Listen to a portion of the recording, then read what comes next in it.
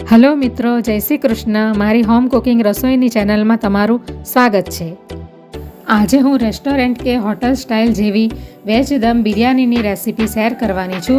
બિરયાની બધા જ પ્રકારના સ્વાદથી ભરપૂર હોય છે અને ખાસ કરીને વેજીટેબલ બિરયાની તો હેલ્ધી પણ અને ટેસ્ટી પણ હોય છે. આ રીતથી તમે વેજ દમ બિરયાની બનાવશો તો તમારી બિરયાની પહેલી જ વારમાં એકદમ સ્વાદિષ્ટ અને લાજવાબ બનશે. ચેનલ પર નવા હોવ તો જરૂરથી ચેનલ સબસ્ક્રાઈબ કરજો, જેથી મારા દરેક વિડીયોનું નોટિફિકેશન તમારા સુધી પહોંચશે.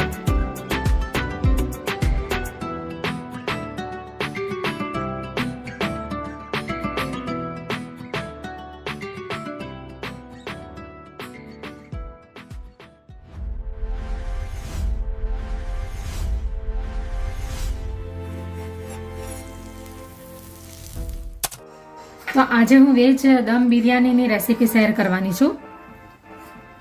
તો એના માટે આ બધું શાકભાજી લઈ લીધું છે.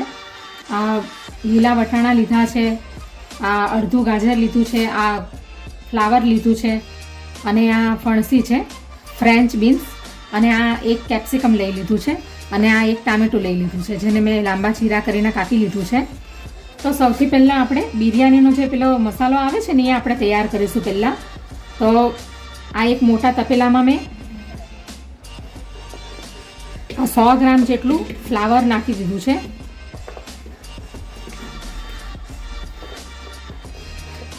આ ફણસી લઈ લીધી છે. તમને જે શાકભાજી ફાવતું હોય એ શાકભાજી તમારે લઈ લેવાનું, ઓછું વધારે. આ એક કેપ્સિકમ છે, આ ટામેટું છે, અને આ ગાજર છે, અને આ વટાણા છે. એટલે તમને જે શાકભાજી ફાવતું હોય એ શાકભાજી તમારે લઈ લેવાનું. હવે આપણે એની અંદર દહીં નાખીશું. ખાટું દહીં છે. હવે આપણે એની અંદર આ લસણ અને આદુની પેસ્ટ છે એ નાખી દઈશું. હવે આ મરચાંની પેસ્ટ છે. હવે આપણે એની અંદર થોડોક ફુદીનો નાખી દઈશું. એક મુઠ્ઠી લીલા ધાણા નાખી દઈશું. એક આ મીડિયમ સાઇઝનું બટાકું લઈ લીધું છે, એ પણ આપણે નાખી દઈશું અંદર. તમારે ન નાખવું હોય તો સ્કીપ કરી દેવું. આની જગ્યા પર તમે પનીર પણ નાખી શકો. હવે આ 1 ચમચી ધાણા જીરું પાવડર છે, 1 ચમચી હળદર પાવડર છે, 1 ચમચી બિરયાની મસાલો છે, અને 1 ચમચી લાલ મરચું છે, અને આ પાવભાજી મસાલો છે અડધી ચમચી. એ બધું આપણે નાખી દઈશું અંદર. હવે આ આખા મસાલા લઈ લીધા છે. આ એક તજનું પાતળું લઈ લીધું છે, એક તજનો ટુકડો લઈ લીધો છે, 2 લવિંગ લીધા છે, અને આ 3 થી 4 ટુકડા બાદિયાના લીધા છે, એટલે કે સ્ટાર એનસના લીધા છે, અને 5-6 મરી લીધા છે, અને આ 2 ગ્રીન ઇલાયચી લીધી છે, એટલે કે લીલી ઇલાયચી, અને આ એક મોટી એલચી લીધી છે. એ બધું આપણે અંદર નાખી દઈશું. હવે આ કાંદાને મેં પહેલેથી ફ્રાય કરીને રાખ્યા છે, એ આપણે થોડાક નાખી દઈશું. પહેલાંથી જ મેં ફ્રાય કરીને મૂકી દીધા હતા.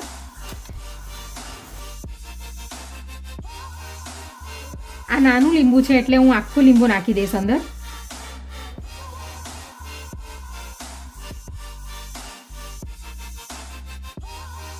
હવે આપણે સ્વાદ પ્રમાણે અંદર મીઠું નાખી દઈશું. હવે આ કાંદાને ફ્રાય કરેલું તેલ છે તો એ આપણે અંદર નાખી દઈશું, 1 મોટા ચમચા જેટલું. હવે આપણે મિક્સ કરી લઈશું.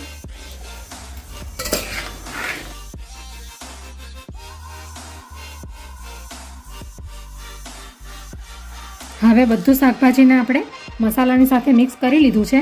હવે આપણે ચોખાને બાફવાની તૈયારી કરીએ. 1 ચમચી જીરું નાખી દઈશું આપણે.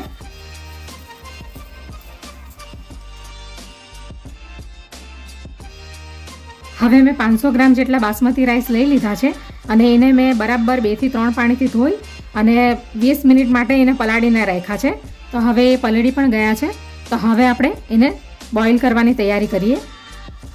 હવે આપણે બિરયાનીના રાઈસ તૈયાર કરવા માટે 2 ગણું પાણી લેવાનું છે આપણે બાઉલમાં. અને હવે આપણે 2 ચમચી જેટલું મીઠું નાખી દઈશું,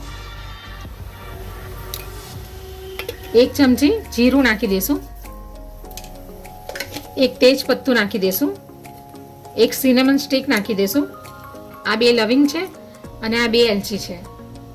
હવે થોડો ફુદીનો પણ નાખી દઈશું અંદર અને થોડા ધાણા પણ એડ કરી દઈશું. હવે બરાબર પાણી ઉકળી જાય પછી આપણે એની અંદર બાસમતી રાઈસ નાખીશું. હવે આપણા ચોખા એકદમ છૂટા બને એટલા માટે થઈને 1 ચમચી આપણે અંદર ઓઇલ નાખી દઈશું અને અડધું લીંબુ નાખી દઈશું અંદર. આ લીંબુ નાખવાથી એકદમ વ્હાઈટ કલરના ચોખા બનશે અને છૂટા છૂટા બનશે અને એની સુગંધ પણ સારી આવશે. તો હવે પાણી બરાબર ઉકળી ગયું છે, તો હવે આપણે એની અંદર બાસમતી રાઈસને નાખી દઈશું.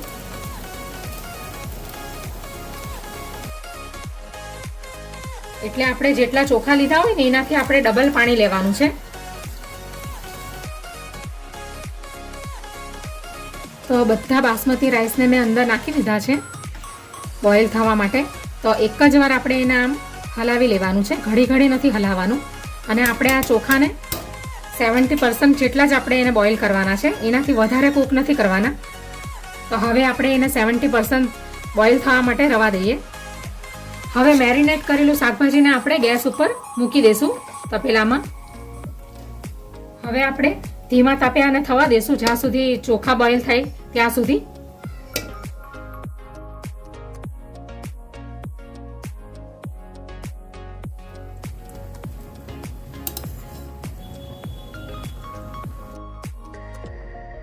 સિત્તેર ટકા જેટલા આપણા ચોખા બોઇલ થઈ ગયા છે. હવે આપણે ગેસને બંધ કરી દઈશું. તો હવે આપણા 70% જેટલા ચોખા બોઇલ થઈ ગયા છે બાસમતી. તો હવે આપણે આ વેજીટેબલ્સમાં નાખી દઈશું.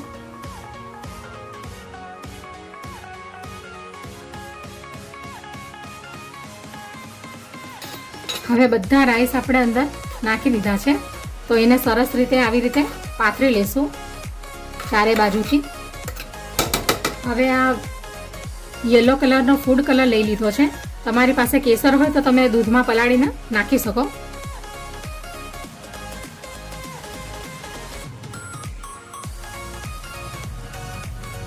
હવે આપણે ઓરેન્જ કલર પણ નાખી દઈશું. અને આ કેવડા એસન્સ છે એના આપણે ખાલી 2 થી 3 જ ટીપા નાખીશું. હવે આ ફ્રાય કરેલા કાજુ મૂકી દઈશું.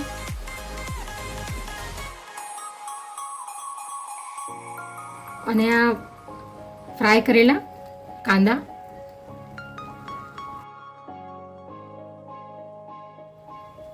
થોડીક કોથમીર નાખી દઈશું ઉપરથી, થોડોક ફુદીનો પણ નાખી દઈશું, દેશી ઘી નાખી દઈશું 1 ચમચી, એટલે બિરયાની સૂકી સૂકી ન લાગે એટલા માટે. હવે આપણે ઢાંકણથી ઢાંકી દઈશું. તો હવે દમ બિરયાનીની ઉપર બરાબર દમ આવે એટલા માટે થઈને આપણે વજન મૂકી દઈશું. તમે કંઈ પણ એની ઉપર વજન મૂકી શકો.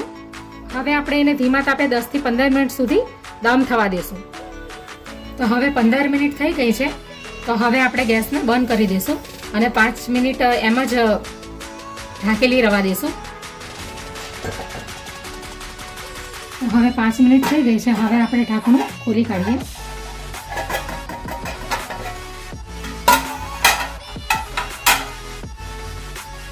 તો હવે વેજ દમ બિરયાની રેડી થઈ ગઈ છે. એક એક દાણો છૂટો છૂટો બન્યો છે. આપણે એને કોર્નર પરથી સાઈડ પરથી આવી રીતે કરશું.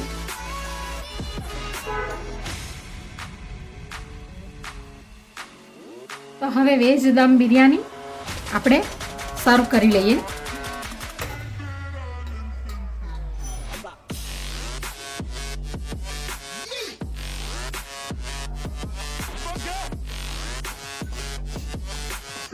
આ બિરયાનીને તમે રાયતાની સાથે પણ ખાઈ શકો, સલાડની સાથે પણ ખાઈ શકો.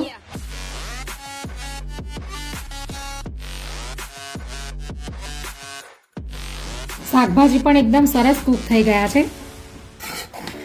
અને સારી અરોમા આવી રહી છે.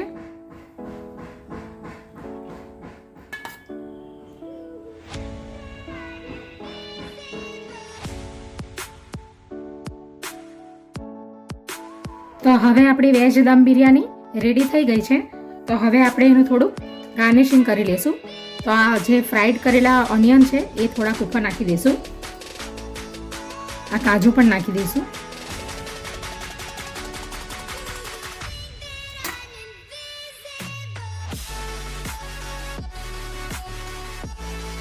તો તૈયાર છે વેજ દમ બિરયાની.